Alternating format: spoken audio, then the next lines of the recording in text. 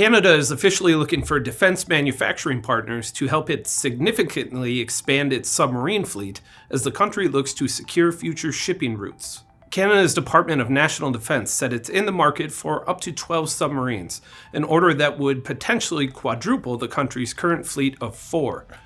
The ministry said that the current fleet of submersibles is getting outdated and costly to maintain, so it wants a new conventionally powered submarine that can travel under the ice. Next on the agenda for Canada's Defense Ministry will be meeting with manufacturers before making construction, delivery, and operational capabilities requests of potential bidders. Those potential bidders could possibly include US-based contractors like General Dynamics Electric Boat and Newport News Shipbuilding. Whichever company or companies wins the contract will need to meet requirements including stealth, lethality, and Arctic deployability so that Canada can detect, track, deter, and, if necessary, defeat adversaries. Canada cited global warming as one of the key reasons for beefing up its naval defense.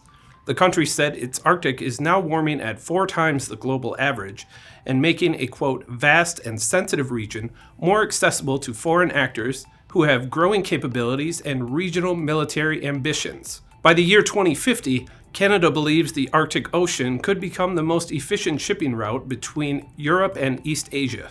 Bill Blair, Canada's Minister of National Defense, said competitors are seeking access, transportation routes, natural resources, critical minerals, and energy sources.